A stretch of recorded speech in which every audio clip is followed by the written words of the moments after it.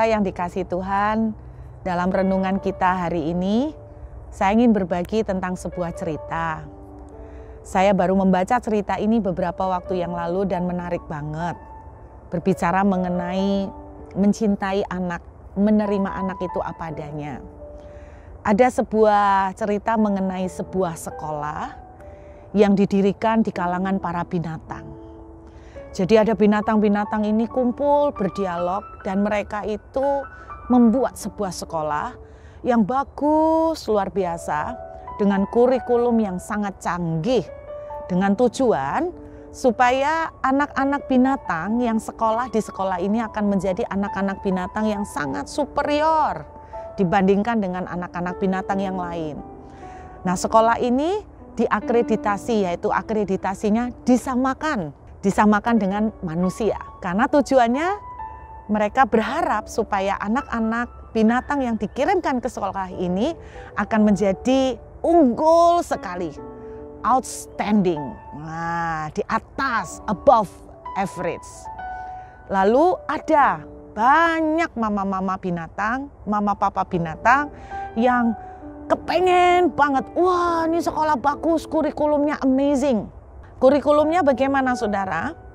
Ada 5 mata pelajaran pokok yang harus dikerjakan oleh anak-anak binatang yang sekolah di sekolah ini.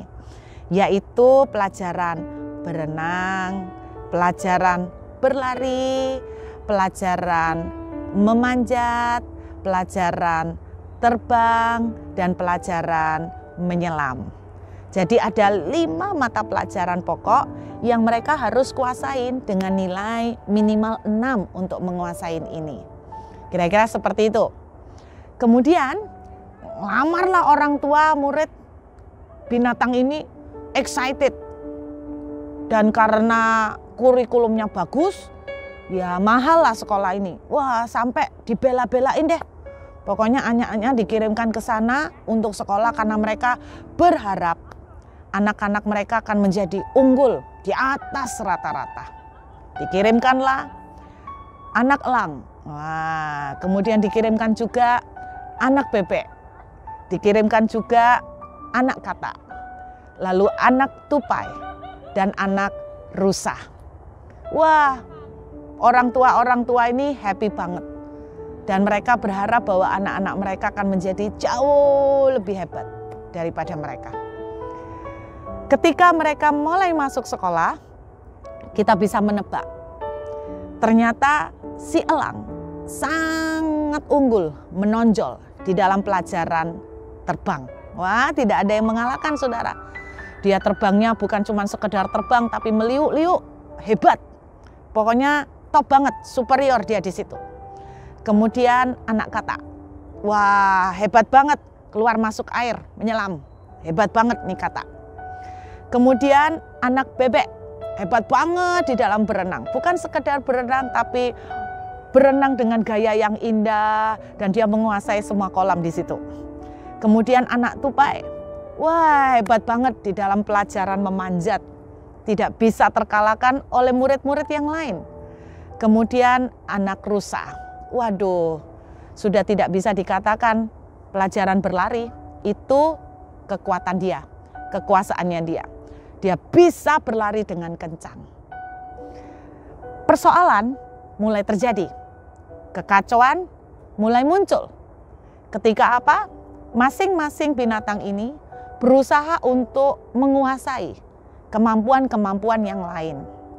Si elang, dia hebat dalam terbang. Tetapi ketika dia mulai belajar berenang, saudara, waduh dia setengah mati. Dia sudah belain belajar sampai begadangan. Malam-malam kurang istirahat.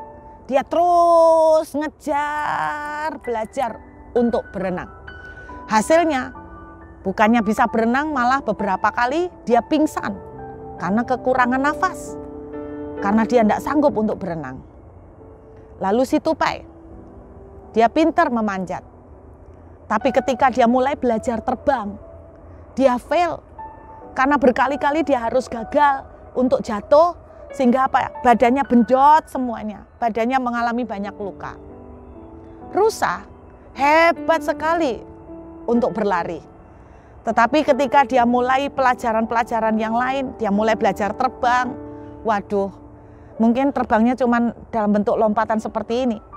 Tapi ketika dia mulai belajar terbang lebih tinggi, benjot semua, jatuh, bebek, dia bisa terbang sedikit. Dia lumayan lah bisa terbang sedikit.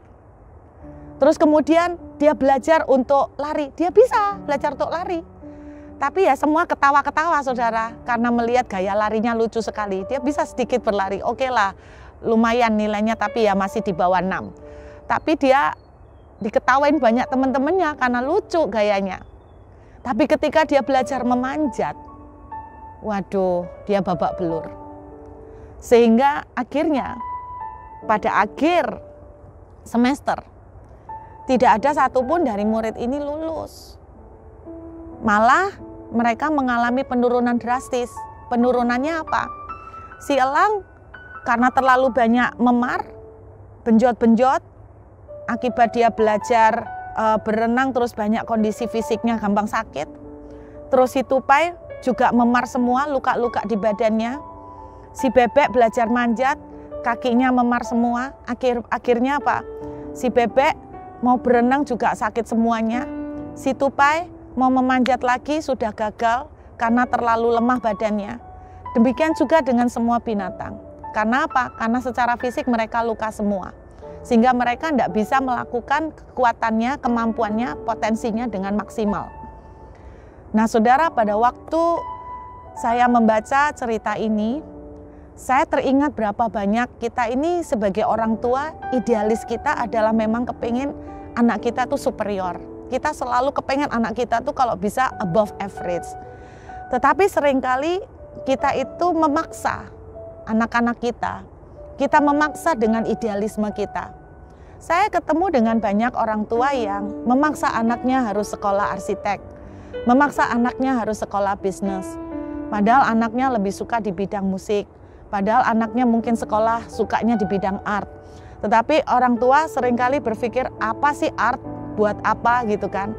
Nah seringkali kita paksain mereka. Saya punya kenalan yang sangat pintar dan dia dipaksa orang tuanya untuk menjadi arsitek. Akhirnya ya dia sekolah arsitek. Tapi at the end of the day setelah sekolah arsitek, dia ujungnya karena tidak suka, dia akhirnya cuma buka toko, jualan pakaian dalam. Arsiteknya tidak kepake, padahal dia lulus arsitek cum laude. Saudara bisa bayangkan. Nah seringkali kita itu memaksa idealisme kita ke anak. Karena itu para orang tua biar hari ini renungan ini boleh mengingatkan kita.